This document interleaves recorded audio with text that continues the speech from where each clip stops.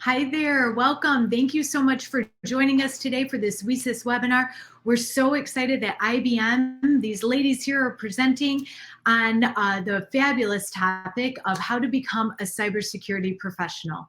My name is Lynn Dome and I'm Women in Cybersecurity Executive Director. We often go by our acronym WeSys as WICYS, and we pronounce it as WeSys, like we sisters, because that's exactly what we are. We are a cyber sisterhood.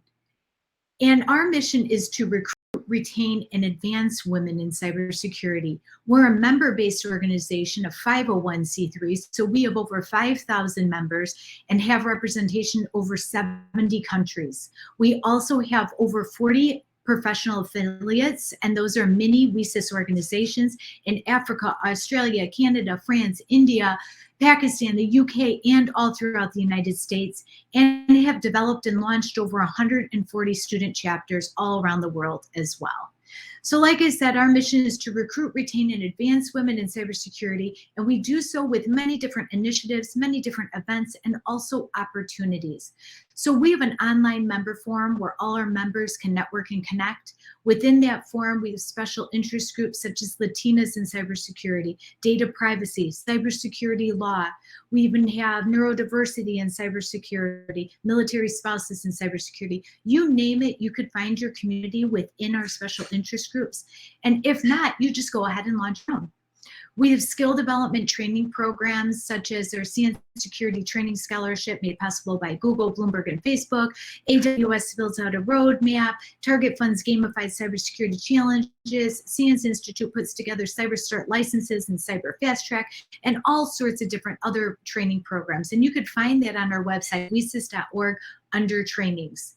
We have newsletters and webinar series. We have scholarships, grants, and awards not only for our annual conference, which is coming up March 17th through the 19th in Cleveland, Ohio, but also we offer scholarships to other conferences as well.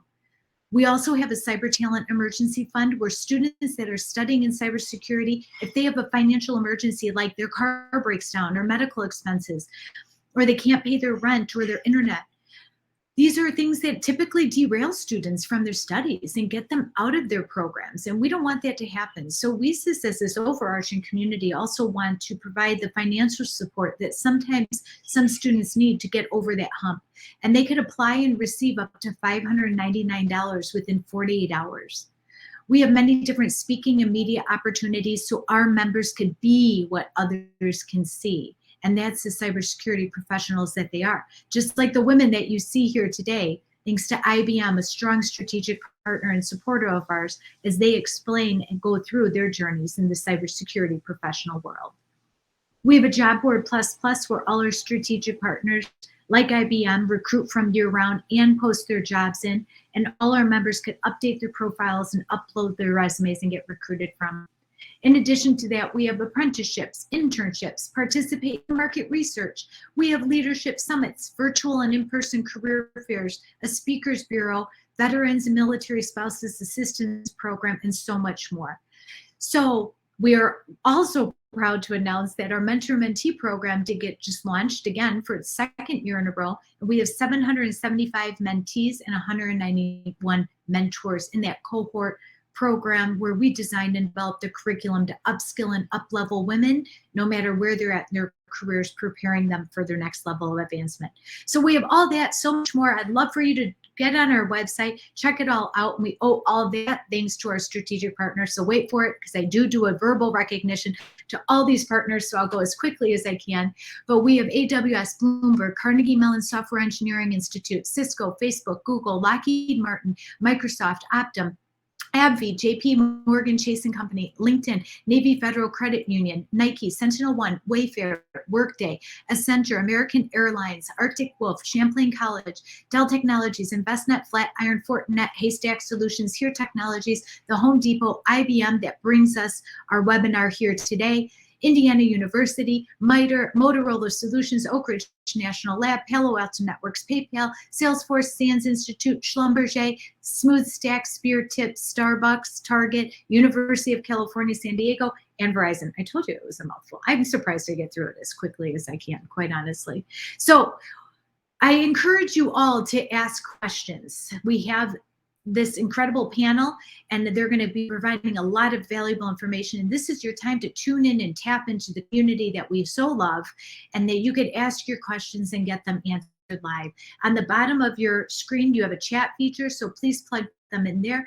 And also, if you're not already a member of WeSys, I encourage you to join us as a member, or you can subscribe to our newsletter, follow us all over social media, we're everywhere, and just become a part of everything that we're all collectively working towards. And that's our mission, to build up the capacity within the cybersecurity workforce. So we'd love for you to join us. So I have talked way too much, and I can't wait to hand it over to Stephanie to introduce her crew, and she will take the conversation from here. So Stephanie, the mic's all yours. Perfect. Thank you so much. Let me get our slides back up here.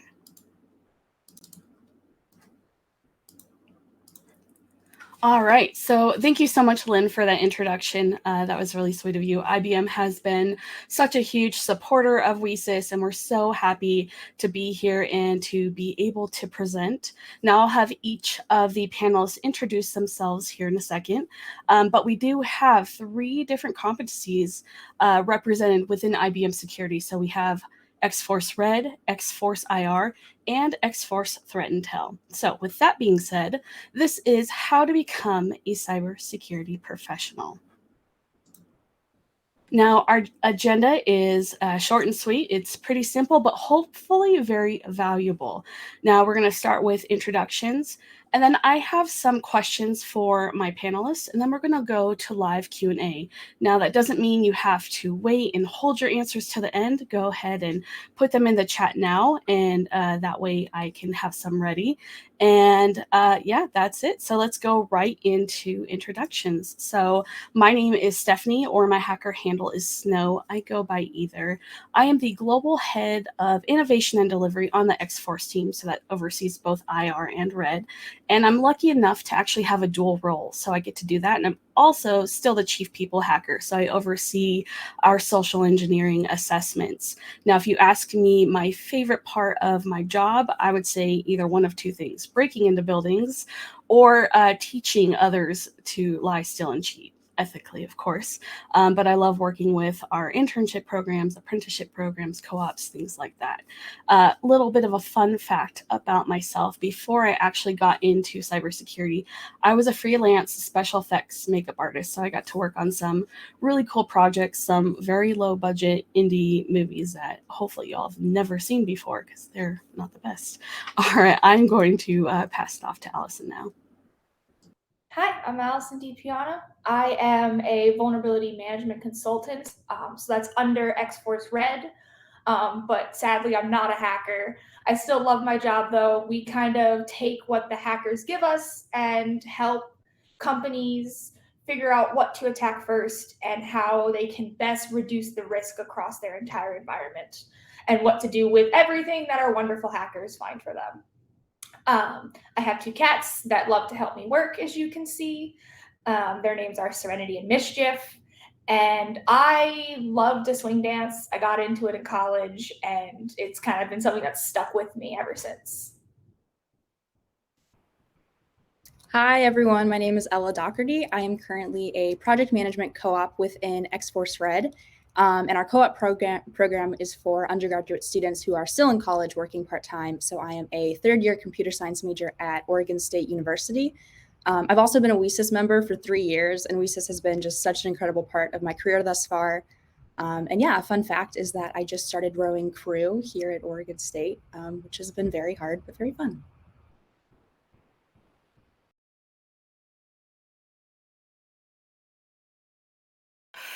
Greetings from the future. It's actually Friday now. I'm in Melbourne, Australia, so there's that, time difference, and I always get this, like that greetings from the future thing is like something that's I like doing whenever I'm in a call with North American folks. So I work with the XForce Incident Response group here over in Australia. So I'm a senior security consultant doing not just incident response, but we provide proactive services to our different clients. So I have this, it's not really a hacker handle, it's more of like my online handle, Katniss Melb. And fun fact about me, if you see this Katniss Melb in the different Slack or Discord channels of different communities, that's me. So I volunteer with many organizations. So I volunteer with Mental Health Hackers and with the DEFCON Blue Team Village, and then with Trace Labs, and also locally with Kids Secure Day. And because of my involvement with different community initiatives, I was given the Unsung Hero Award in 2020. Yeah. So.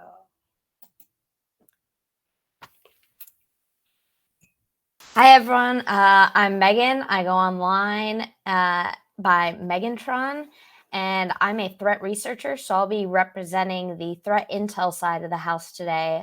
When we get into what I do, I'll talk more about that. And my fun fact, Megantron is also my fight name because I am an amateur kickboxer. I have a fight coming up this weekend. So that's something you can find on my Twitter along with all my security work. Awesome. Thank you all for those introductions. All right. So the very first question I have is I want to showcase everyone's path into cybersecurity, right? There's no one way to do this. As you heard, we have people on this call who are just beginning their careers to have been in this field for several years. And that's definitely one of the things I want each of our panelists to talk about is what was your path into cybersecurity? So let's go ahead and start with Megan. So when I went to college, I wasn't really sure what I was doing with my life. I ended up getting a degree in mathematics because my logic was I liked math, so I'd get a degree in it. My school actually had one of the first digital forensics grad school programs in the country, so I decided to proceed with that. It sounded interesting. And during my time in grad school, my school had a strategic partnership with the state of Texas Department of Public Safety, and I got an internship. And then that internship went so well, it led to a full-time role, and that kind of kept me in the cybersecurity industry. So no background in cybersecurity prior to grad school, no really involvement, no idea of coming into it, ended up kind of just floating into it via that first internship opportunity. Awesome. Thank you. Ella, what was your path into cybersecurity?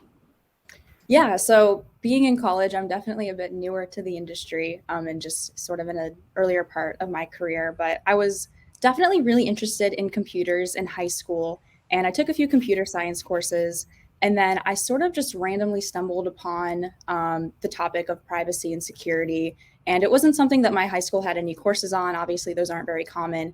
So I ultimately took a gap year between high school and college and took a 8-month cybersecurity online bootcamp course. And it was very much a shot in the dark. I was like, I knew I wanted to take a gap year, and I think that this might be something that I would enjoy doing. So after I took that bootcamp course, which was sort of a broad introduction to the field, I was absolutely hooked. And then I knew that it's what I wanted to do in college and beyond, which leads us to now. Awesome. Thank you. So I think that's interesting. You both, right? You started college and then you found something in the middle of your process and kind of switched gears a bit. So very, very cool. Allison, what was that like? Was it something similar or did you have a different path into cybersecurity? So I actually originally was very, very against going into anything technology related. Like in high school, I was so against technology, and my mom basically said, the world is moving towards computers. You have to take one coding class before you graduate high school. So I enrolled in a Visual Basic class and thought it was the coolest thing in the world. And so that took me to take like AP and college courses. And so then I went to school for originally cybersecurity because I was like, look, I don't like coding that much. I really like, this technology world and seeing how everything kind of fits together, but I don't want to code. Halfway through college, I really liked the idea of biotech. And to graduate, I needed to take a lot of low-level courses, so like assembly level courses. Ended up switching my major to bio graduated in December 2020 with a bio degree, but couldn't kick the cybersecurity love that I had. So I kept doing internships and co-ops, and I joined the clubs. I also was an IBM co-op for a year and a half-ish. So I've just been involved in the community for so long that I only switched majors because I did not want to have to code in assembly anymore. Awesome. All right. Guile, how about you? What was your path into cybersecurity? Oh, you're muted. Hold on. Let's get you unmuted. There we go. I was supposed to become the first doctor in the family, so I went for a BS in psychology, major, and then halfway through the program, I figured out that I don't think I'd like to go to med school because I had this honest, uh, talk with myself that I couldn't psych myself up with like in terms of like blood, needles, those things. So I thought like, so what's the other option for me? Because I couldn't like fail my parents' expectations. So I said, okay, so if I can't go to med school, I'm gonna go to law school. So with that, I shifted to an AB in psychology, track, and used that as a pre-law, and then I eventually got to law school. And then once I was in law school, just like, oh, is this really something that I really want to do in life? So I got out after a couple of years. And at that time, I'm originally from the Philippines. We didn't have a paralegal as a profession there. I would have qualified as a paralegal.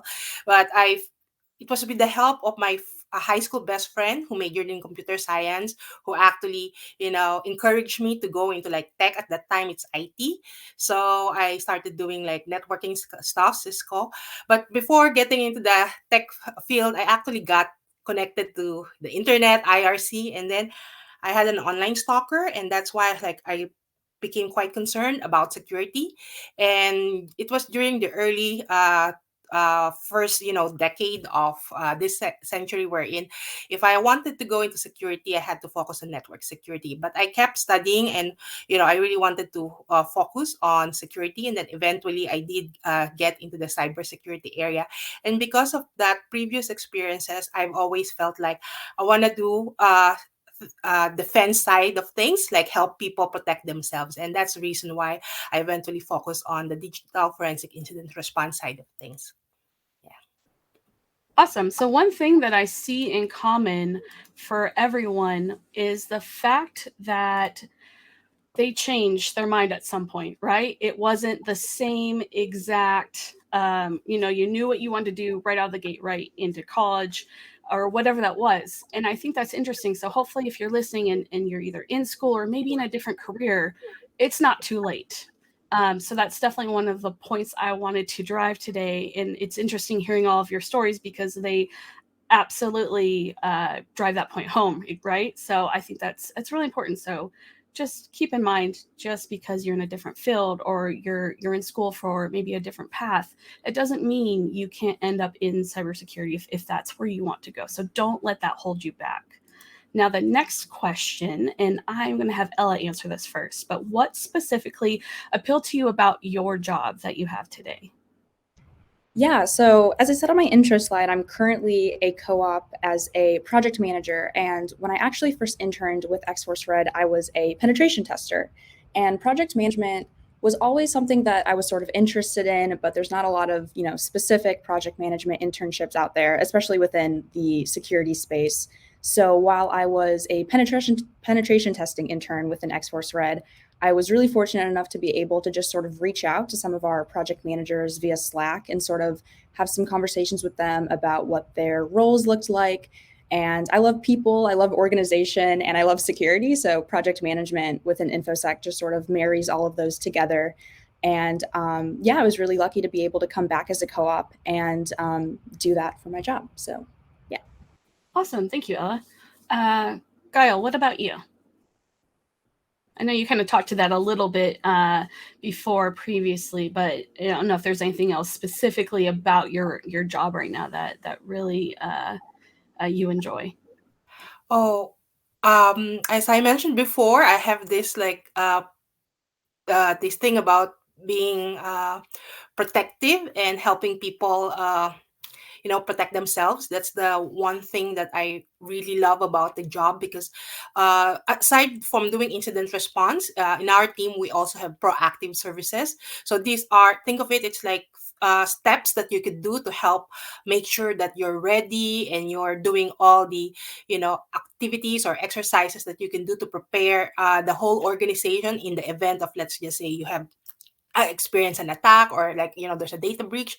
So that's one thing that I really love about this. So it's not just pure, oh, there was an incident and then you respond and help them, but before that you actually get to help clients make sure that they have a better security posture.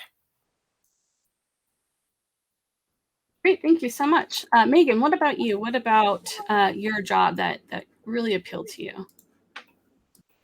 Yeah, so for Intel, I wasn't actually ever like seriously looking to get into Intel. My intent coming into this role was it was a stepping stone to eventually move over to the IR team. But I've since fallen in love with Intel and kind of see myself doing it long term, because one of the things I like is I'm still in grad school for a second master's actually. So I've been in school a long time and I really do love like academia. So by doing Intel, I get to do that research aspect of starting with a thread and pulling on it and seeing where it takes me, and then getting to document that, share it, to explain how I got to where I got. So really it's the getting to pivot through things and find out what's good, what's bad, and how that data can be used to help protect organizations. Awesome, thank you. And Allison?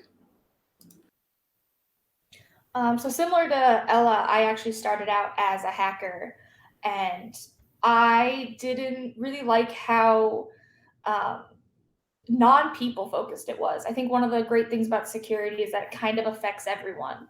And so when I transitioned into my current role, it's very much working with people and teams. It's still very technical focused in the fact that, I have to understand their environment. I have to understand the vulnerabilities. I need to be there to, help them figure out remediation plans and, what's going to work for their environment specifically. So it's still very technical, but it's a lot more people oriented. So I sit in meetings with remediation leads, and I get to, work with management, and I get to be a part of all of these discussions that I feel like I have more of an impact for me personally, just because I get to see the results.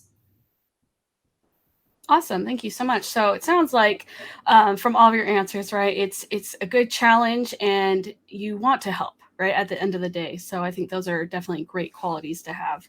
So my next question is, what do you enjoy about your role at XForce? So we talked about what about your role specifically, but what about actually on the XForce team? And let's see, let's have Megan answer that one first. Sure. So I've really, really enjoyed working with XForce. There's a lot of things I like about working here specifically. Probably at the top is I do get a lot of freedom to work on what I want and go down avenues that interest me. For example, when we're talking Intel, like there's so many aspects. There's the cyber crime, there's state actors broken up by different countries, there's ransomware. And so they really give us the freedom to choose a thread and pull on it, rather than giving these strict, like, this is your assignment to research. There's some guidance based on what's popular, but in general, I do get to do a lot of seeing something that interests me and following that thread and producing content based off of that. And then more at like a business level, just my team is so inclusive and so supportive. I'm on the autism spectrum, so I have some different methods of working than the average person, and they've been very accommodating of my needs. So just loving working here at XForce and the team and the work I get to do. Awesome. I'm happy to hear that. All right. Guile, what about you? Oh, first and foremost, it's going to be my team members. I'm so lucky to be in a team composed of, smart, kind, and collaborative people. And I'm not just talking about the APAC team here, like with, EMEA, North America folks. If because when we talk about, incident response, there could be, different types of incidents, and there are different people with, the specialties, and it's like so easy to get hold of them. Like, we have our internal, like, our communication tool, and, just like get like send them a DM or something, and they will respond, and they will, make sure that if you have some, questions, or you need help with a particular project, they will make time for that. So I really love this, like, having this collaborative and very supportive, environment, and also very respectful. There is this culture, I think, in IBM, wherein we have this, support for diversity, and, inclusivity. Yeah, inclusivity. So that's it. I'm more on focusing about the people. Yeah. Absolutely. Yeah, great. Allison, what about you? I mean, the same thing here applies, that the team itself is just so welcoming, and they always let you kind of rise up to a challenge. So if you don't have experience in something, but you want to, and either you have a project idea for it, or a project comes up, if you say, hey, I want to learn about this, but it might take me a little bit longer, they are absolutely for you continuing to learn through that, and to challenge yourself and give yourself things that might be outside of your comfort zone. But also, this team is very collaborative. Like, as you can see, XForce is both blue and red, both remediation and hacking. And I could go and ask our hackers if I could shadow them, and they would, as long as there's no client issue, they would absolutely let me come and shadow them and learn from them and see their side and their roles, and vice versa. And so there's just so many opportunities to kind of break out of your shell and learn something new and get involved, that I feel like I'm never bored, and I'm never repetitive, and that it's always some new experience that I get to do. Awesome. Thank you so much. What about you, Ella? Yeah, so I completely agree with what's already been said. The people within XForce really are just what make it such a great place to work. I will say that also working with the clients too is just, it's always a different, interesting challenge working with them. And as a college student, I really feel invested in, not just, from what I do on a day-to-day basis, but even beyond, my role at IBM. I feel invested in personally, and that my career and my personal growth is really important to my managers and the people that I work with, which is really great to see. And also just, I think, feeling like a true valued member of the team as an intern in a co-op is really important. And so I've only had great experiences with that at XForce. Awesome. Thank you. So we heard a little bit about what y'all like about your job, and, your day-to-day role, how you got into security. So now let's kind of move into, what advice do you have for someone who wants to break into cybersecurity? So, Girl, let's throw this one to you first. Okay. So first, it's more on, think about the things that you like doing. Like, for example, if you like figuring things out, or like you like mysteries and all those things, perhaps you'll be like more interested in, moving into the digital forensic incident response side of things. If you want to sort of like be you want to, get into a particular building, or like let's hack into a particular, computer, then perhaps like move into like a pen testing kind of role. So you have to figure out your interest, and then figure out which part, because when we talk about cybersecurity, there are different specializations there, and for someone who's trying to figure their way out, it could become so overwhelming. So like, look into your personal interest, and look into a lot of talks online, and a lot of like publication online regarding the different specializations in cybersecurity. For example, there's a terminology for the blue team, more on the defense side, then you have the red team, more on the attack side. So look into your personal interest first, and then align that with the different areas in cybersecurity, so that you'll be able to figure out what is the best learning path for you. I think that's a great point, right? There's so many things that fit under the cybersecurity umbrella. So figuring out exactly what you want to go for, I think is a really, really good first step, and then you can kind of realign from there. So that was a great point. Allison, do you have anything that you want to add to this? Yeah, I would say for me, it was getting involved. So I joined cybersecurity and had no clue what I wanted to do in it. But kind of joining the communities and finding the communities like WeSys, and just getting involved, whether it be WeSys or going to a B-Sides conference or finding a local community or joining a Slack group. Surrounding yourself with those people and having those conversations and that mentorship and that support group, even if you don't know what you want to do, can help lead you down a path and can also, get you involved in projects outside, and they can help you do mock interviews. And, I think building that community for yourself and having that kind of mentorship role can be just as important. Security is a fairly small community still. And so you can gain a lot by just having an ally on your side. Absolutely. I think getting involved is also a really, really good point. Megan, what about you? What advice do you have for someone who wants to break into cybersecurity? Allison stole my exact answer. I was going to say networking, because that's probably why I feel like it feels like I've been in security for 10 years, not 5, because just all of the connections I've made. Conferences, like you said, a lot of the B-sides are either dirt cheap or free, and they're all over the place. Local meetups.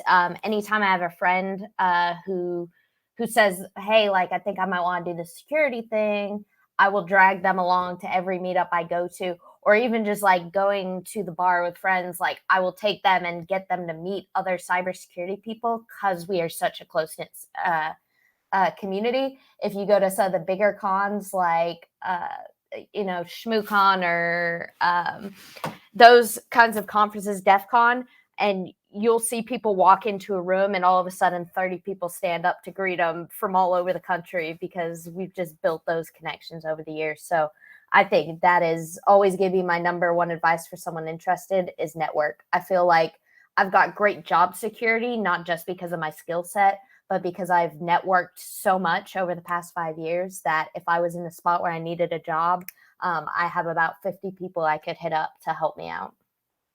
Yeah, I think that's a great point that you both made is networking, right? Not the computer kind, the people kind. And going to conferences is a great way to do that. Now, you could also volunteer at conferences or different types of events. Now, Megan and both Gail, I did see a question in the chat about the no, I have to find it now that I'm saying it. Mental health hackers Yes, and how to yeah. volunteer. Yes. So that is super easy. Go to our website, Google us or mentalhealthhackers.org, and we have a contact form there. Just say you want to help out and we will find some way to put you to work. A lot of times meetups, they want someone to speak on the topic and our volunteers help out. So just hit us up and we'll get you involved. I know you asked about Melbourne. I know Giles out of there, so I'm sure she can talk to you if you reach out to her directly about any opportunities in Australia, but we can also help you out in the group. Awesome. Thank you. So yeah, I absolutely think going to conferences, getting involved as much as you can, local meetup, local DC or DEF CON groups might be an option as well. So absolutely see what is in your local area that you can attend and get involved. I think that's really, really big. Now, Megan, since I still have you, what are some of the biggest obstacles that some folks may face when they're trying to get into cybersecurity? Yeah, so I think it's very similar to basically getting in any job. A lot of times in cybersecurity, I feel like, of course, depending on the company, we have a lot more companies focused on you as a person, your skill set, and your passion and ability to learn to hire. But there is, of course, still that traditional gatekeeping with a lot of places with like not necessarily unrealistic requirements. but like entry level jobs with 5 years experience, the requirements of jobs that you're not necessarily able to get, it's very hard to find jobs where they're just like, we don't care if you have no education or experience, jump on in. So I think that's probably the biggest obstacle, is the barrier to entry in terms of what people are requiring. Yep, great point. And I would like to add to that, I have not qualified for one job in cybersecurity because of all the requirements that companies have requested, right? Like some of them have been pretty crazy. So don't let that prevent you or stop you from trying it. Or you can even reach out to people you know on the team that you're looking at and ask them questions. But that is absolutely a thing I feel like stops people, and unfortunately that's an industry problem that we have that hopefully is getting better as time goes. But that is absolutely something that I think a lot of people new to cybersecurity, it can stop them or hold them back from, at least from applying for jobs, right? Yeah, and someone just posted actually a question saying they've been struggling to find entry level roles due to that 2 to 3 year requirement. And how did we overcome that? I think you just answered it there. Sometimes you just have to apply to the job. Sometimes the companies are trying to aim high, and it is kind of like bartering for a sale. They're gonna shoot high, and maybe they won't find anyone with 5 years experience who wants an entry level SOC role. Right. But they'll find some people just underneath that requirement. So my answer is, there's no way to overcome having experience you don't have, but don't not apply just because the job says it's a requirement. Yeah, absolutely. And one of the things you can do is, if you don't have like those years of experience that they're requiring, is you can still show that you've still been trying for a certain amount of time, right? You have blogs, vlogs, GitHub, you've attended a certain meetup for so long. Things like that can also help aid, showing that you have had your foot in the door for a while. Just because you haven't had a necessary job, you have had experience, you have been trying. So I think that's one of the things that I love seeing on resumes. I love seeing GitHubs, I love seeing blog posts, involvement, community involvement, volunteering. Those things to me go a long ways. So that's absolutely something to look at, especially when you see those types of requirements. Ella, do you have anything that might be some type of an obstacle that people might face when they're trying to get into cybersecurity?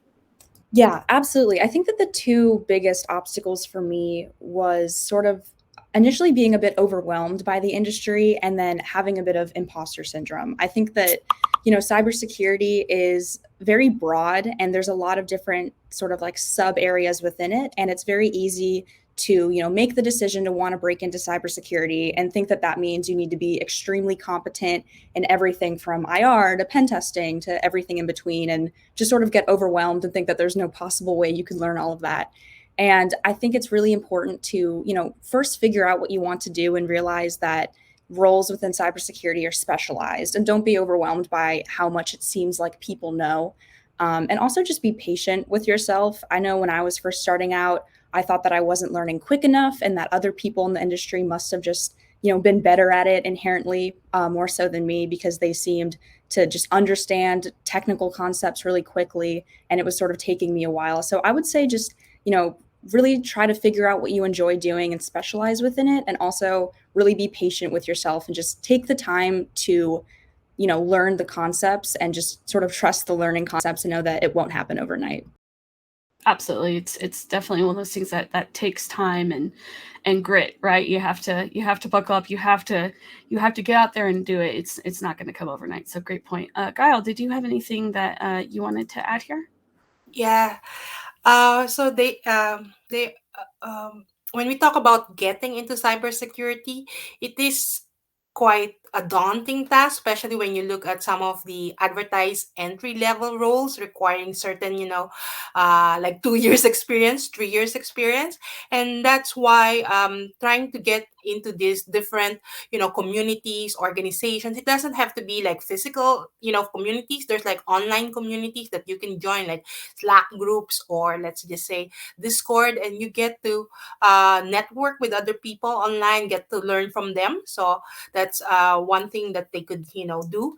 And then there was, I think, a question here from the audience regarding the need for a security clearance. So I just need to clarify things that um, uh, depending on the particular sector. For example, if you are looking into like getting to government, uh, government kind of work, then you have that there's a need for a security clearance. But there are certain organizations, it could be a small a small medium enterprise wherein they actually are just doing like business in the private sector, so you don't need a security um, clearance for that.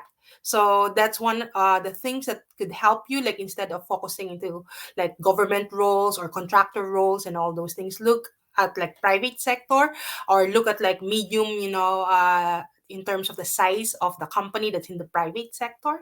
So you have to sometimes like hack your way in or think outside the box in order to get in. Yeah. So I'm just to clarify. So in Australia, so when I was accepted in the XForce team here, I just to clarify, I don't have a security clearance. But once I was inside, I was asked by my manager, "Hey, would you like to go for a security clearance to support a particular government, client that we have here?" So that's it. But before that, before coming in, I didn't have any security clearance.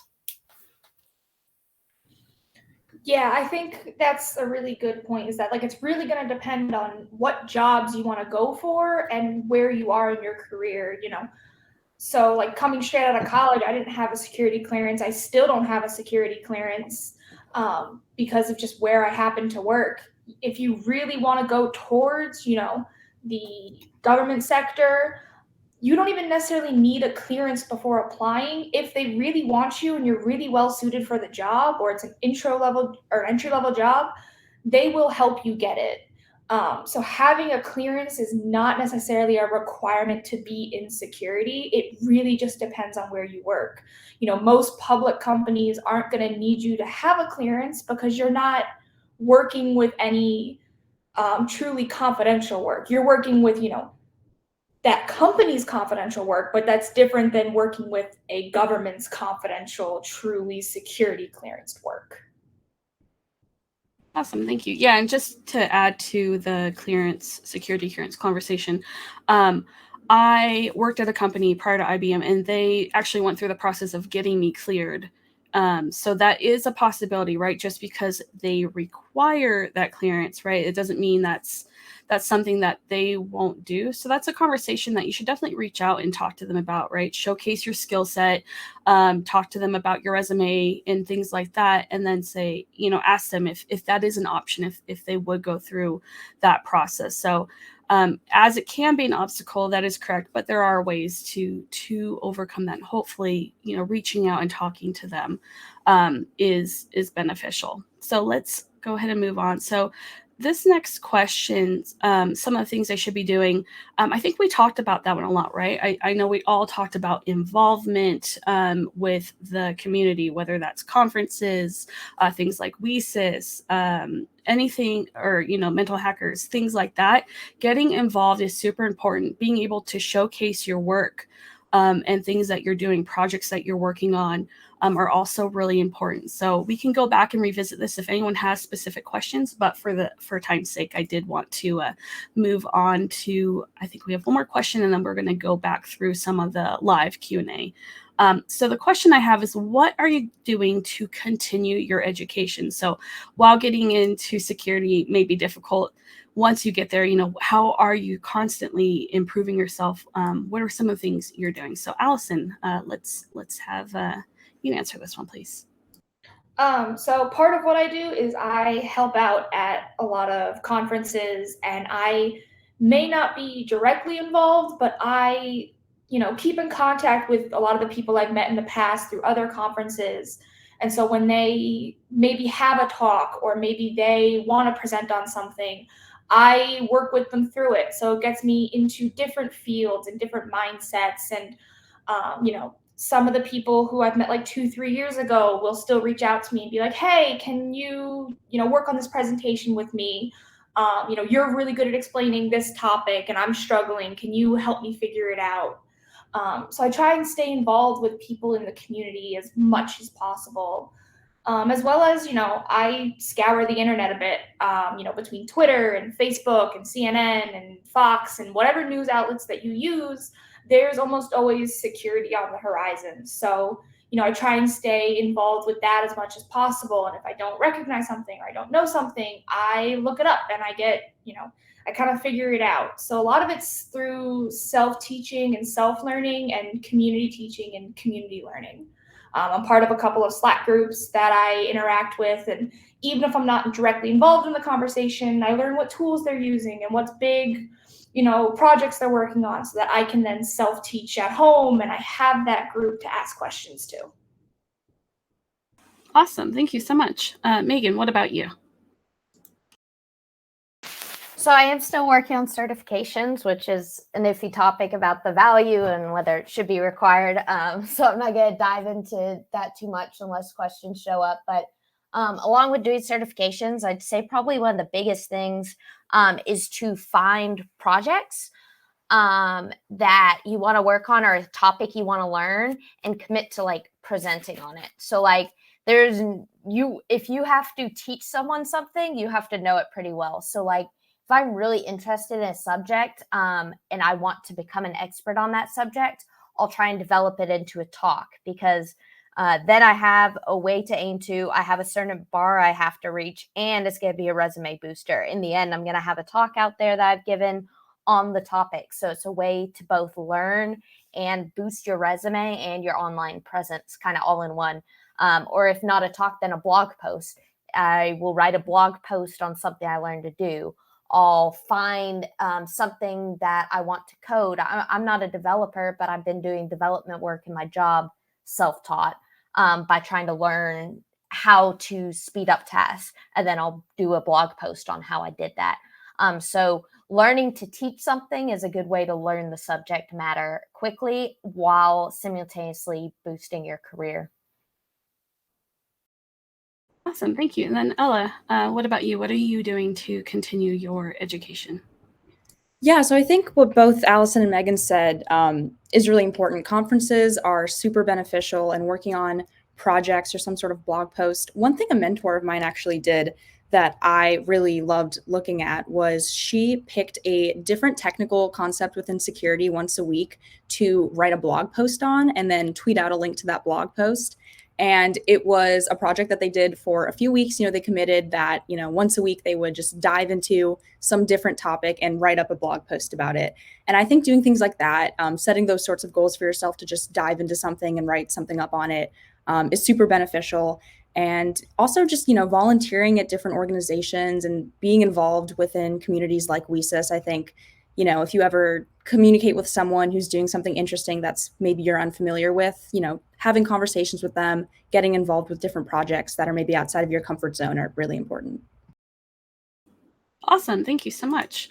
All right, so we have already gotten tons of questions. So thank you everyone for putting them in the chat. Still, please feel free to add more. Now we have two topics that keep getting brought up, and one is around co-ops and the other one is around internships.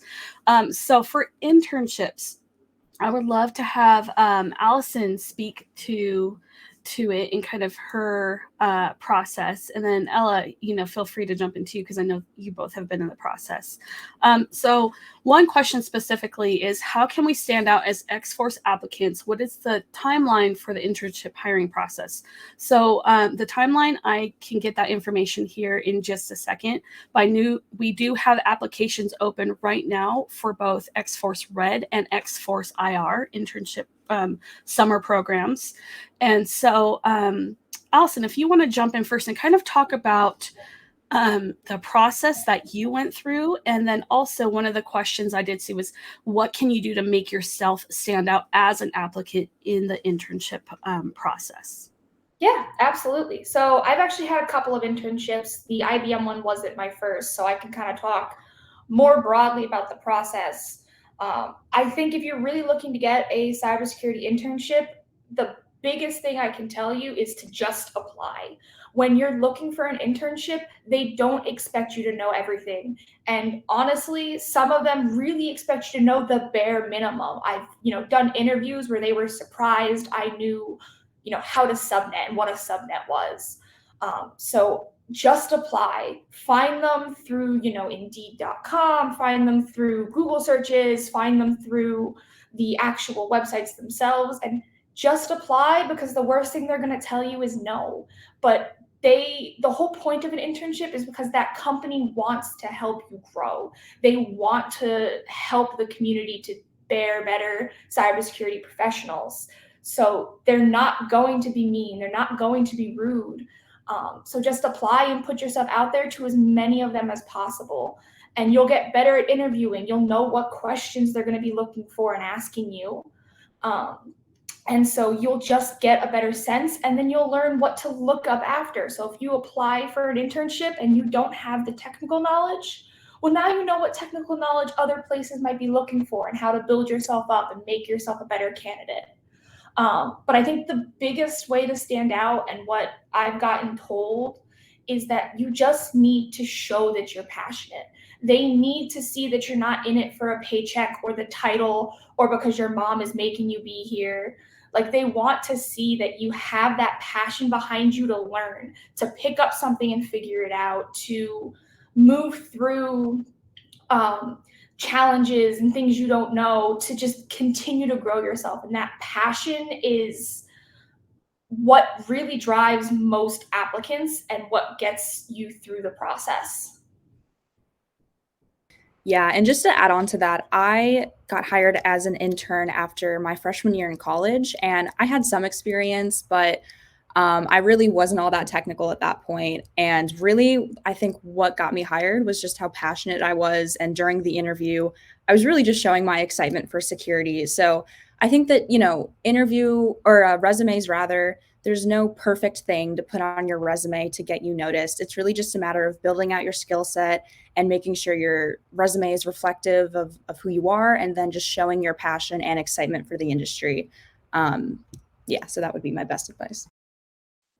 Awesome. Thank you both so much for that. So we currently, I guess we're not able to drop links in the chat. I'm so sorry. I'm going to say them really slow, but I have 2 links right now for our internship programs. So for our incident response, our XForce IR team, the website for that is ibm.biz/XFIR intern 2022. And then for XForce Red, it's ibm.biz/XFR intern 2022. So I will try to find a way to get those put out into the chat. I'm sorry about that. We also tweet out both job openings and internship openings, things like that, pretty often. So feel free to follow us on Twitter. Those are both of our handles. Now, there was one other question that I did see that I wanted to answer. So the question was, the majority of the people on the panel have gotten opportunities through their college. What is your suggestion for someone who is not in college, and how do they get into the cyber field when they're trying to transition? So I would love to answer that one, because that's exactly how I got into cybersecurity. I did not go through any formal college for cybersecurity, and I know we did have a couple of other questions around this as well for folks who don't have that formal college training. Now, what I did was I went out and I self-taught. I dedicated an entire year to teaching myself as much as possible.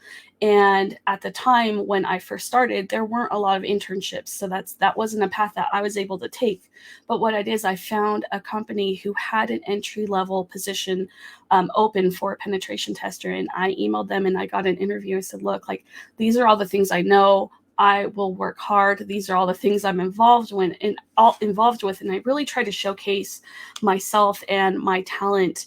And I was lucky enough that they took a chance on me. So just because you don't have formal college doesn't mean that you cannot get into this field. I want to make sure that was completely clear. It's not a requirement by any means. So I think the biggest obstacle is getting that first job, because then from there, right, that's where you're creating your experience. So to get that first job, you really have to market yourself. You have to work really, really hard to learn everything and then market yourself. So those are the two biggest obstacles that I would say.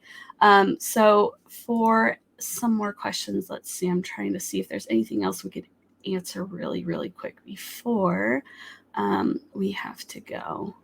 Oh, Guile, there was a question for you. The question was, within the last 10 minutes, I was just invited to a virtual interview for an entry-level incident response coordinator position. Hell yeah, congrats. It is literally my first interview for a job in cybersecurity. Can you offer any tips you'd recommend or an online resource? Okay, first of all, congratulations on getting that, interview. Now for, the hard work that you need to do before you go for that interview. Um, the title is Incident Response Coordinator. So look at the job description. Most probably you'll be the one who's going to be handling, a particular incident. Like maybe you'll get a call and then you'll do the coordination with the different team members. So first thing, you need to highlight you have very good communication skills. Then second, look into your ability to do multitasking, because once there's an incident and you're the coordinator, you're gonna be like coordinating, working with a lot of people there. So look, highlight that you have this, particular set of skills. And then third, look into the IR process. So there's like steps there, and then make sure that you understand the different phases of like the IR process so that you could speak to it. So it's quite easy. Just Google like incident response, process, and there's a lot of materials written out there. And of course, lastly, you gotta point out that in terms of emergencies, you have a calm mind. You could actually talk about, personal experiences. Like for example, you may have had family emergency, and you were the only one in the family who had, a clear head and was able to help everyone figure out what to do. So it doesn't mean that, you gotta talk about like all those technical stuff. You could actually bring into the table experiences that you've had in your personal life that correspond to let's just say an incident or an emergency. So I'm sure you're gonna get that. Awesome. Thank you so much. Yeah. And oh, sorry. Did you want to add anything? No, I'm good. Yeah. Okay. Yeah. All right, cool. All right. So just as we wrap up, a reminder, hopefully you all see those links in the chat for both our Red and IR teams internship applications. Now we will be accepting those until November 30th. And then also check out careers.ibm.com, right? We have tons and tons of job opportunities, especially in the cybersecurity field. So make sure you go there and check it out. I think we have some co-ops open in there as well. So just some final thoughts. I really am thankful for WeSys for hosting us. We're so happy to be here. If you are, new to cybersecurity or getting into cybersecurity, keep pushing. Right? It's an interesting journey, but I have faith in you. You can do it. It's absolutely one of the most rewarding careers is to help different types of organizations. So it's great. We would love for you to ask us any more questions if you would want. Again, feel free to follow us on social media and tweet us. We would try to get back to you as soon as possible. And again, thank you so much for listening in, and to WeSys. Take care.